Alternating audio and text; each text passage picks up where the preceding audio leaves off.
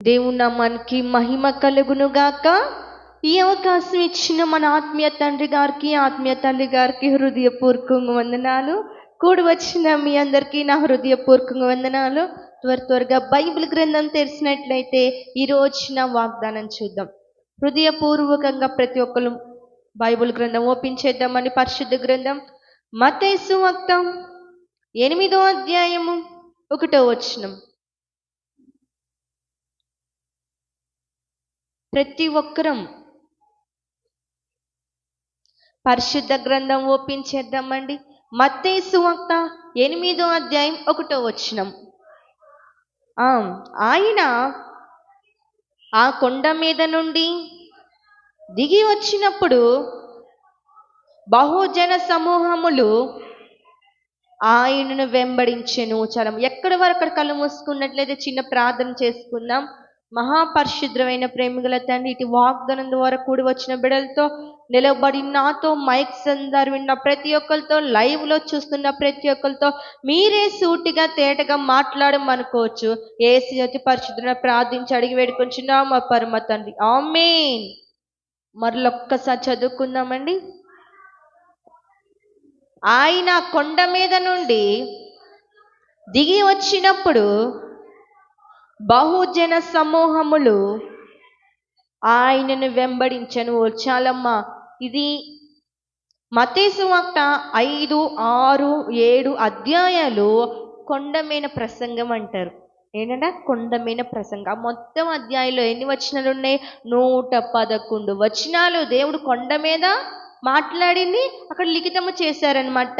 కానీ మనం 8వ అధ్యాయం వచ్చేసరికి మొదటిగా ఏముంది? ఆయన కొండ మీద నుంచి దిగాడు. 5, 6, 7 అధ్యాయులు మాత్రం కొండ మీద ప్రసంగం చేశాడు. 8వ అధ్యాయం వచ్చేసరికి కొండ మీద నుంచి దిగాడు. కొండ మీద నుంచి దిగి చదవాలమ్మా. కొండ మీద నుంచి దిగి వచ్చినప్పుడు ఏంటంట? ఇద్దరా, ముగ్గురా, జన సమూహమా? బహుజన సమూహం అంటే ఈ బ్రిగమండ మొత్తం కలిపితే అంతమంది ఉంటారా? అంతకన్నా ఎక్కువే ఉంటారు. అంత బహుజన సమూహములు ఆయనను వెంబడించెను. ఎవరిని వెంబడిస్తున్నారండి? దేవుణ్ణి వెంబడిస్తున్నారంట. ఎక్కడి నుంచి? దేవుడు కొండ మీద నుంచి దిగి వస్తున్నప్పుడు చాలా మంది బహుజన సమూహముడు ఆయనను వెంబడించుచు. 2వ వచనం, ఇదిగో కుష్ఠిరోగి వచ్చి ఆయనను మొక్కి. చాలమ్మా, ఇదిగో ఒక కుష్ఠిరోగి వచ్చి. కుష్ఠిరోగులు ఎక్కడుంటారు? మీకు తెలుసా తెలీదా? మరి తెలిస్తే చెప్పండి. కుష్ఠిరోగులు ఎక్కడుంటారు? పెద్దగా చెప్పండి. ఏమనను. కరెక్ట్ అయితే కరెక్ట్, రాంగ్ అయితే అది కాదంట. ఊరి మరి ఒక కుష్ఠిరోగి వచ్చి ఆయనను మొక్కి. అక్కడ ఎంతమంది ఉన్నారు? ఫస్ట్ వచనం చదువుకున్నా. అక్కడ ఎంతమంది ఉన్నారు? బహుజన సమూహముల మధ్యలో నుండి ఒక కుష్ఠిరోగి వచ్చి ఆయనను మొక్కి. అంతమంది జన సమూహంలో తోసుకుంటూ రావడానికి శిష్యులు ఎంతమంది? 12 మంది. వెనకాల 6 వేసుకోండి, ముందొక 6 వేసుకోండి, మధ్యలో యేసయ్య. ఇప్పుడు ఫర్ సపోజ్ ఎవరైనా సీఎం కానీ పిఎం కానీ వస్తున్నారని ఏం చేస్తారు? ముందు 4 కార్లు ఉంటే వెనకాల 4 కార్లు, మధ్యలో ఆయన కారు ఉండేది. అలా యేసయ్య అంత గొప్ప కార్యాలు చేస్తున్నాడు కాబట్టి ఆయనను ముందు కొంతమంది శిష్యులు కవర్ చేశారు, వెనకాల కొంతమంది శిష్యులు కవర్ చేశారు. మరలా చుట్టూ చాలా బహుజన సమూహం, వాళ్ళందరినీ దాటుకుంటూ వచ్చి ఆ కుష్ఠిరోగి ఏం చేస్తున్నాడు? ఆయనకు మొక్కుతున్నాడు. ఆయనకి మొక్కుతున్నాడు. ఈ రోజున అంతమంది ఉన్నా కానీ అక్కడ తను రావాల్సిన అవసరం కూడా లేదు. అసలు రానీరు ఆ వ్యక్తిని. కానీ అన్ని తొలగించుకుంటూ అంత జన సమూహాన్ని దాటుకుంటూ వచ్చాడు. ఈ రోజున నువ్వు దేవుడి సన్నిధికి రావడానికి ఎవరన్నా అడ్డుగా మారుతుంటే అడ్డు తొలగించలేక అక్కడే ఆగిపోతున్నావా? రోజున అక్కడే ఆగిపోతున్నావా? అంతమంది జనసమూహం, బహుజన సమూహం ఉన్నారు. వాళ్ళల్లో ఒక్క వ్యక్తి, రే నువ్వు కుష్ఠిరోగి కదరా, ఇక్కడేంట్రా మా మధ్యలో, నువ్వు పోరా బయటికి నెట్టేసిన వాళ్ళు ఇంతమంది ఉంటారు. అంతమందిని బహుజన సమూహంలో దాటుకొని మరి వచ్చి దేవుడికి మొక్కుతున్నాడంట. ఏ విధంగా? చదవండి. ప్రభువా నీకిష్టమైతే, ప్రభువా నీకిష్టమైతేనే నన్ను శుద్ధినిగా చేయగలవా? ఎప్పుడైనా నీ ప్రార్థనలో ఈ విధంగా అడిగావా? ఎప్పుడైనా నీ ప్రార్థనలో ఈ విధంగా అడిగావా? అయ్యా నీ చిత్తముంటేనే, నీకిష్టమైతేనే నా భర్తని మార్చయ్యా, నీకిష్టమైతేనే నన్ను స్వస్థపరచు ప్రభువా, నీకిష్టమైతేనే నా గర్భాన్ని ఇవ్వయ్యా, నీకిష్టమైతేనే నాకు ఒక్క మగబిడ్డని ఇవ్వయ్యా అని ఎప్పుడైనా నీ ప్రార్థనలు అలా అడిగావా? ఆ విధంగా ప్రార్థన చేసావా? ఎవరండి కుష్ఠిరోగి? ఊరవతలో ఉండే వ్యక్తి అడుగుతున్నాడు దేవుణ్ణి, అయ్యా నీకు ఇష్టమైతే నన్ను శుద్ధినిగా చేయవా, శుద్ధినిగా చేయవా. ఎంత గొప్ప విశ్వాసంతో వచ్చాడండి. దేవుడి దగ్గరికి వెళ్తే దేవుడు నన్ను స్వస్థపరుస్తాడని నమ్మొచ్చాడు. ఈ రోజున నీ విశ్వాసం ఏ విధంగా ఉంది? నువ్వు విశ్వాసంతో వస్తే దేవుడు నీ పట్ల ఏం కార్యం చేస్తాడు? నువ్వు విశ్వాసంతో అడిగితే నీ పట్ల ఏం జరిగిద్ది? విశ్వాసంతో మొక్కాడు, సాగిలపడి మొక్కాడు. ఈ రోజున యవనస్తులు చూస్తున్నారా, కనీసం ప్రార్థనకు వస్తారు కానీ మొదటగా మోకరించి ప్రార్థన చేయలేరు, మోకరించి ప్రార్థన చేయలేరు. ఎవరో ఏమని అనుకుంటారని కుర్చీలో కూర్చొని. మనము కూడా అంతే కదండి. చాలా మంది ఉన్నారనుకో మందిరంలో, అని మోకాలు ప్రార్థన చేస్తే ఏమని అనుకుంటారని స్తోత్రం యేసయ్యా ఆమేన్. అంతమంది జన సమూహము మధ్యలో మొక్కాడు, ప్రార్థన చేశాడు, మనవి చేస్తున్నాడు. అయ్యా నీకు ఇష్టమైతే, నీ చిత్తమైతే నన్ను శుద్ధిని చేయయ్యా, నీ చిత్తమైతే నన్ను స్వస్థపరచయ్యా, నీ చిత్తమైతేనే నా కుమారుడు వివాహం ఈ సంవత్సరం చేయయ్యా అని బ్రతిమిలాడుకుంటున్నాడండి. ఈ రోజున బ్రతిమిలాడి ప్రార్థన చేసే అనుభవం నీకుందా? బ్రతిమిలాడి ప్రార్థన చేసే అనుభవం నీకుందా? బిడ్డలు చూడండి, బ్రతిమిలాడుతారు. ఏది కావాలంటే అది ఇచ్చే వరకు బ్రతిమిలాడుతూనే ఉంటారు. నాకు అది కావాలమ్మా, నాకు అది కావాలి నాన్న, అది కావాలి, ఇది కావాలి, బ్రతిమిలాడతారు. మనం ఏం చేస్తాం? తట్టుకోలేక వాళ్ళ ఇసుకుడికి ఇచ్చేస్తాం. ఇచ్చేస్తారా లేదా? మీరు ఇవ్వరా? మీరు ఇస్తారా లేదా? మీ పిల్లలు ఏదన్నా అడిగితే మరి ఈ రోజున పరమ తండ్రిని బ్రతిమిలాడితే నీకు ఇవ్వడా? నీకు ఇవ్వడా? బ్రతిమిలా జోగాడు, యేసయ్యా నీవు తప్ప నాకు ఎవరూ లేరయ్యా, నీవు నా కార్యము జరిగించు. అది ఏ విధంగా బ్రతిమిలాడాడు? నీకు ఇష్టమైతేనే నన్ను శుద్ధినిగా చేయయ్యా. ఈ రోజున ఎప్పుడైనా నీ జీవితంలో ఆ విధంగా ప్రార్థన చేసావా? అసలు ఫస్ట్ ఈ రోజు ఎంతమంది ప్రార్థన చేశారు? చేతులు చూపిస్తారా? ఈరోజు శుక్రవారం అని చేశారా? ఉపవాస కూడికని చేశారా? మరి రోజు చేస్తున్నారా?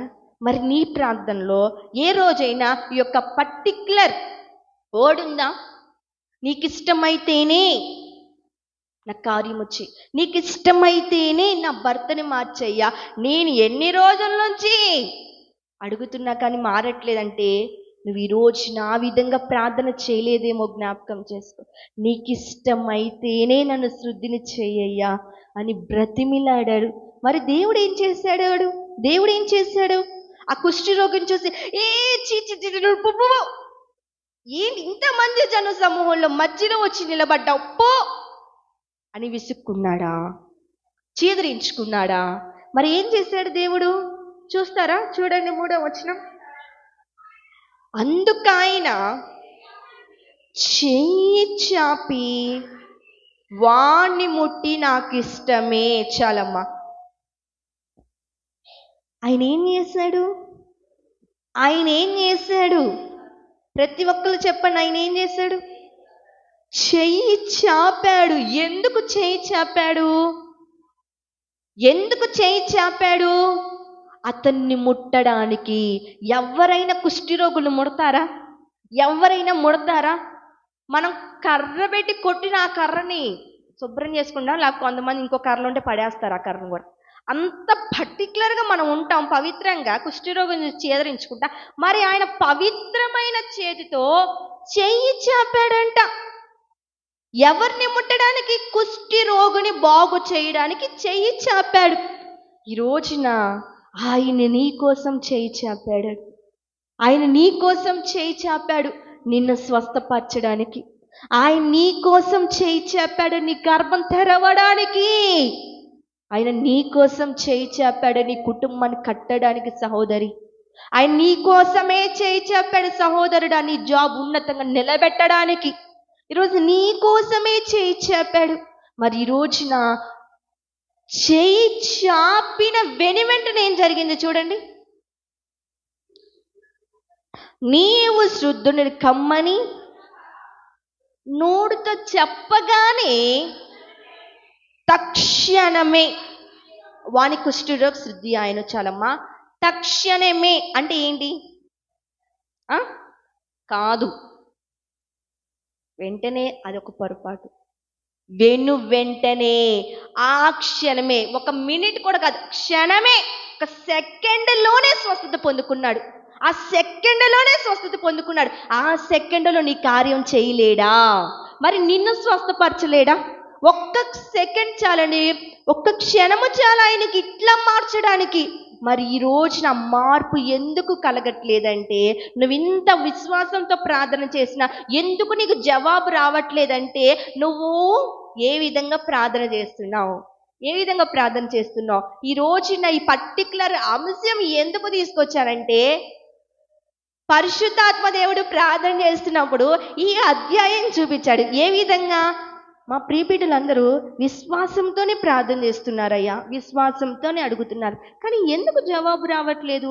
అసలు ఏ విధంగా ప్రార్థన చేస్తే జవాబు వచ్చింది అని ప్రార్థన చేసినప్పుడు, నీకు ఇష్టమైతేనే, నీ చిత్తం అయితేనే నన్ను స్వస్థపరచు, నీ చిత్తం అయితేనే నన్ను స్వస్థపరచు, నీ చిత్తం అయితే నా కార్యం చేయి అని అడుగున వెంటనే దేవుడు ఆలక్ష్యం చేశాడా?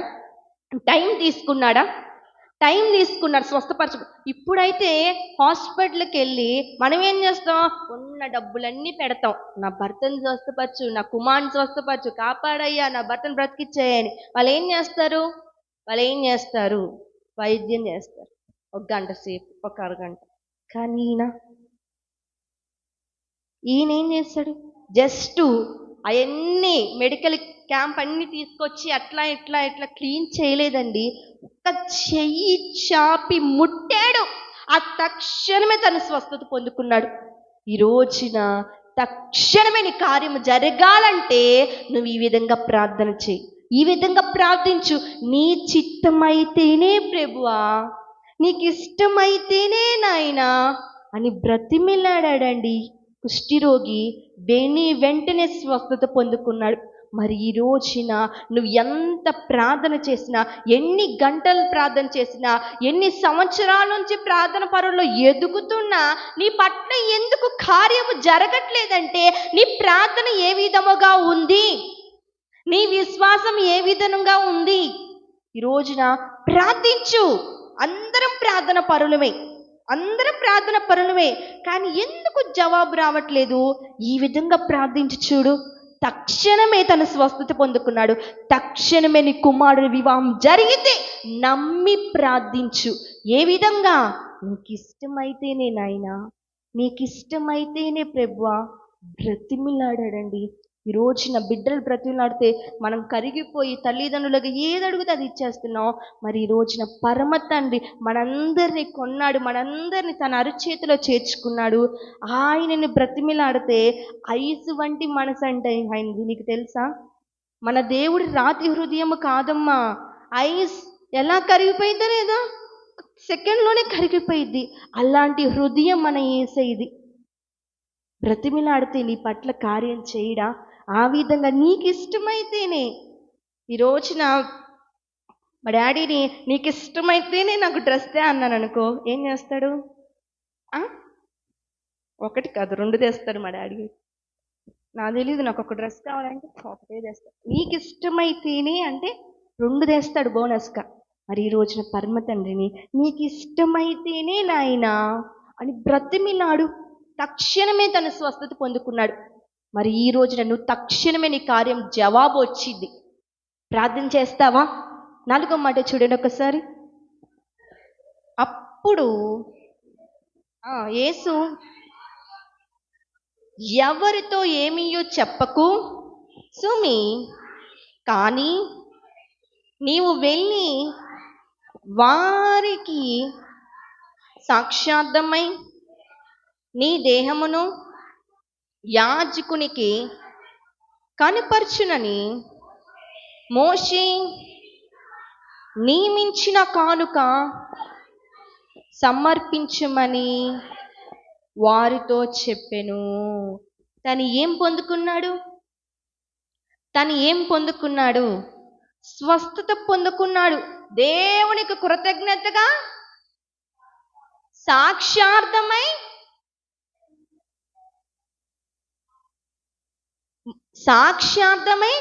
సమర్పించుకున్నాడు. ఏంటి సమర్పించుకున్నాడు? కానుకను సమర్పించుకున్నాడు.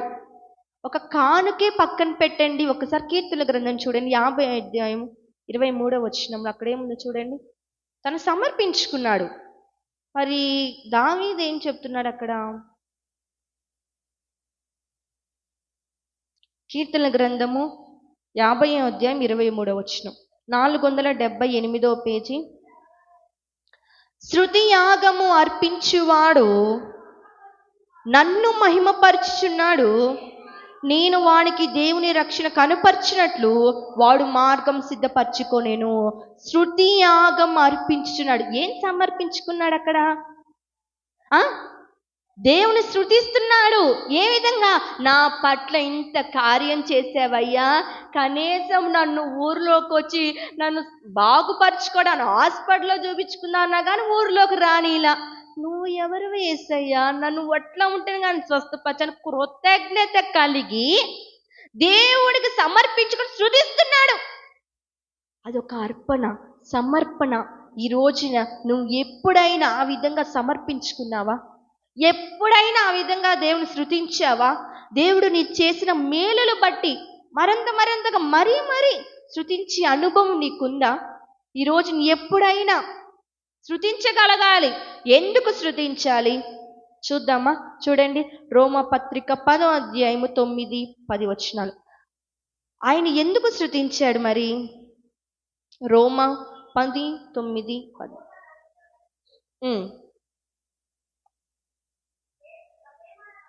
అదేమనగా, యేసు ప్రభువని నోటితో ఒప్పుకొని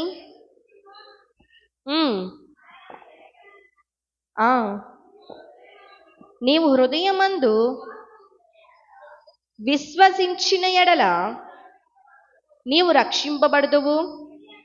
ఎలయనగా నీతి కలుగునట్లు మనుష్యుడు హృదయంలో విశ్వసించెను, రక్షణ కలుగునట్లు నోటితో ఒప్పుకొనెను. ఈ రోజున ఒప్పుకుంటున్నావా? నోటితో, ఈ నోటితో ఒప్పుకుంటున్నావా? ఈ నోటితో శృతిస్తున్నావా? దేవుడు నీ పట్ల చేసిన కృతజ్ఞత, దేవుడు నీ పట్ల చేసిన మేలులు బట్టి ఈ నోటితో ఒప్పుకుంటున్నావా? అయ్యా, నీవే ప్రభువా ఈ విధంగా నా జీవితంలో చేసింది, నీవే నాయన ఇంతవరకు మమ్మల్ని నడిపించింది అని కృతజ్ఞతతో ఒక పాటైనా పాడగలుగుతున్నావా? ఒక కృతజ్ఞతతో పాటైనా పాడగలుగుతున్నావా? రోమపత్రికలో ఉండేది 12వ అధ్యాయంలో, తెరవమాకండి. సజీవంగా ఉన్నప్పుడే మన శరీరమును సమర్పించుకోవాలి. ఈ రోజున ఆయన నీ పట్ల చేసిన మేలులకి ఈ రోజున నువ్వు ఏం చెల్లిస్తున్నావు? ఆ రోజున తన కుష్ఠరోగి బాగుపడ్డాడు, స్వస్థత పొందాడు, సాక్షార్థమై సమర్పించుకున్నాడు ఒక కానుకని. కానీ తన శృతిస్తున్నాడు దేవుని, నా పట్ల ఇంత గొప్ప కార్యం చేసావని. ఈ రోజు నువ్వు శృతించగలుగుతున్నావా? దేవుడు నీ పట్ల ఎంత గొప్ప కార్యం, ఎవ్వరికి చేయలేని కార్యం నీ పట్ల చేశాడు. మరి ఎవ్వరికి ఇవ్వలేని ఆశీర్వాదం నీకే ఇచ్చాడు. మరి నువ్వేం చేస్తున్నావు? ఏం చేస్తున్నావు ఈ రోజున? మనం ఏమీ చేయాల్సిన అవసరం లేదండి. దేవుని కృతజ్ఞత కలిగి ఆయన స్తుతిస్తే చాలు. సజీవంగా ఉన్నప్పుడే మన శరీరములు సమర్పించుకుంటే చాలు. ఈ రోజున తను స్వస్థత పొందడానికి కారణం ఏంటి? తను స్వస్థత పొందడానికి కారణం ఏంటి? తన స్వస్థత పొందడానికి కారణం ఏంటంటే ఏ విధంగా అడిగాడు? అంత బహుజన సమూహంలో నుంచి వచ్చి, నీకిష్టం అయితే నన్ను శుద్ధినిగా చేయయ్యా, నన్ను స్వస్థపరిచయ్య అని మొక్కాడు. తక్షణమే దేవుడు చేయి చాపి స్వస్థత పొందుకున్నాడు. మరి ఈ రోజున నువ్వు ఏ విధంగా ప్రార్థన చేస్తున్నావు? ఇంతవరకు నీ ప్రార్థనకు జవాబు రావట్లేదంటే ఎన్నో ఉండొచ్చు, కానీ ఈ రోజున ఈ విధంగా ప్రార్థించు. ఈ రోజు నుంచి ప్రారంభం చెయ్యి. ఇప్పుడు వరకు నా ఇష్టానుసారంగా నేను అడిగా, నా భర్తను మార్చయ్యా, నా అప్పులు తీర్చయ్యా, వాళ్ళని చూడయ్యా, వీళ్ళని చూడ అడిగాం, పక్కన పెట్టేసేయండి. ఈ రోజు నుంచి ప్రార్థించు. నీకు ఇష్టమైతేనే నాయనా నన్ను స్వస్థపరిచయ్యా, నీకు ఇష్టమైతేనే నా అప్పులు తీర్చు. నువ్వు ఒకప్పుడు తీరుస్తావు ఖచ్చితంగా. అది కూడా నీకు ఇష్టమైతేనే ప్రభువా, నీకు ఇష్టమైతేనే నాయన నన్ను సేవలో వాడుకోయ్యా, నీకు ఇష్టమైతేనే ప్రభువా నా భర్తని మార్చు, నీకు ఇష్టమైతేనే నాకు ఉన్నతంగా జాబ్ ఇవ్వయా అని ఒక్కసారి నోరు తెరిచి ఆయన అడిగితే, నా బిడ్డ నన్ను ముందు పెట్టి అడుగుతుందే, ఖచ్చితంగా ఎంబట్ల కార్యం చేస్తే అంటాడు ఆయన వచ్చి. బ్రతిమిలాడి ప్రార్థించు, బ్రతిమిలాడు, జోగాడు, ఎస్సయ్యా నీకు ఇష్టమైతే బ్రతిమిలాడు. తక్షణమే నీ పట్ల దేవుడు కార్యం చేసి సాక్ష్య రూపంగా నిన్ను నిలబెడతాడు. సాక్షి బిడ్డగా నిలబెడతాడు. నిలబెట్టినప్పుడు నువ్వేం చేయాలి? ఆయనను స్తుతించగలగాలి. ఆ కృతజ్ఞత భావం మన జీవితంలో ఉండగలగాలి. ఈరోజు కుష్టి రోగికి ఉన్నంత విశ్వాసం మనకు లేదు. తాను ఏ విధంగా ప్రార్థన చేస్తే స్వస్థత పొందుకున్నాడు, మరి ఈరోజు నువ్వు ఏ విధంగా ప్రార్థన చేస్తే నువ్వు స్వస్థత పొందుకుంటావు? ఆ విధంగా ప్రార్థన చేయి, దేవుడు నీ పట్ల తక్షణమే కార్యం చేస్తాడు. మరి అందరూ ప్రార్థన చేసుకుందామా? అందరూ మోకరించండి, ప్రార్థన చేసుకుందాం. ఈ రోజున తక్షణమే నీకు జవాబు రావాలా? ఇప్పుడికిప్పుడే నీ గర్భం తెరుస్తాడు. అడుగు, నీకు ఇష్టమైతేనే ప్రభువా నా గర్భాన్ని ముట్టయ్యా, ఎన్నో సంవత్సరాల నుంచి ఎదురు చూస్తున్నానయ్యా, ఈ నెల ఎంతో బాధపడుతున్నానయ్యా, ఒక్కసారి నా తండ్రి, నీవు తప్ప నాకు ఎవ్వరూ లేరయ్యా, నా తండ్రివి నీవు, నా ప్రభువుడవు నీవు, నీవే ప్రభువా, నీవే నాయనా, నీకు ఇష్టమైతేనే నా కుటుంబాన్ని కట్టు ప్రభువా, నీకు ఇష్టమైతేనే నా కుమారుడు వివాహం చేయయ్యా. ఆయన మాత్రం మేలు చేయకుండా ఎప్పుడు ఉండడండి. మనకి మేలు చేయకుండా, మనకి ఆశీర్వాదం ఇవ్వకుండా ఎవరికి ఇస్తారు? ఇంకా మనం అడిగే విధానంలో ఉంటుంది. ఈ రోజున ఆయన నీకు మేలు చేయాలనుకుంటున్నాడు, నీ పట్ల కార్యము చేయాలనుకుంటున్నాడు, నీ కన్నీటి జవాబు ఇవ్వాలనుకుంటున్నాడు. ఈ రోజున అడుగు, యా నీకు ఇష్టమైతేనే ప్రభువా ఒక్క మగబిడ్డనివ్వయ్యా. అన్న అడిగింది, నీకు ఇష్టమైతే ఒక్క మగబిడ్డ ఇవ్వనైనా జోగాడింది దేవుడి సన్నిధి. ఈ రోజున ఆ విధంగా ప్రార్థించు, ఆ విధంగా అడుగు. నీకు ఇష్టమైతేనే ప్రభువా, మేలు చేయక నీవు ఉండలేవయ్యా, ఆరాధించక నేను ఉండలేనయ్యా, మేలు చేయక నీవు ఉండలేవయ్యా, ఆరాధించక నేను ఉండలేనయ్యా. ఈరోజు ఈ స్థితిలో ఉన్నామంటే అది కేవలం దేవుని కృపే. అందును బట్టి నీ కృతజ్ఞత ఉందా? అందును బట్టి దేవుని స్తుతిస్తున్నావా? ప్రార్థించు, హృదయపూర్వకంగా అడుగుదామండి. స్తోత్రము నాయన, మహాపరిశుద్ధుడైన ప్రేమ గల తండ్రి, నామానికి ఘనమైన స్తోత్రాలు ప్రభువా. అయా నీ గొప్ప కృపతో నాయన ఈ రోజున వాగ్దానం ధరను మాతోనే మాట్లాడి మమ్మల్ని బలపరిచిన దేవుడు ప్రభువా. ఒక కుష్టి రోగి నాయన అంతమంది జన సమూహంలో వచ్చి అయా నాయన అంతమంది ఉన్నా కానీ నిన్ను మ్రొక్కాడు ప్రభువా. అయ్యా నీకు ఇష్టమైతే నన్ను శుద్ధినిగా చేయరు ఎంత బ్రతిమిలాడాడయ్యా. నువ్వు తక్షణమే తనని స్వస్థపరిచిన వాడు ప్రభువా. నీ సన్నిధిలో మేము జోగాడుతున్నామయ్యా, నీ సన్నిధిలో ప్రార్థన విలపము చేస్తున్నామయ్యా. నీకు ఇష్టమైతేనే మా కుటుంబాన్ని కట్టు ప్రభువా, నీకు ఇష్టమైతేనే మా జీవితాలు మీకు సమర్పించుకుంటున్నామయ్యా. నీకు ఇష్టమైతేనే ప్రభువా నీ చిత్తం మా జీవితంలో మీరు జరిగించమని ప్రార్థిస్తున్నాం ప్రభువా. అట్టి కృప మీరు కుమ్మరించు నాయన. అయా కృతజ్ఞత కలిగిన ఆయన అయా తను సమర్పించుకున్నాడు ప్రభువా. మేము కూడా సజీవంగా ఉన్నప్పుడే మన శరీరములు నీకు సమర్పించుకొని అయ్యా నిన్ను శృతించే వారిగా మేము ఉండాలి ప్రభువా. కృతజ్ఞత కలిగి మేము జీవించాలి ప్రభువా. అట్టి కృపా దేవులు మీరు కుమ్మరించండి అయ్యా. నీ నామానికి మీరు మరింత మహిమ తెచ్చుకోండి అయ్యా.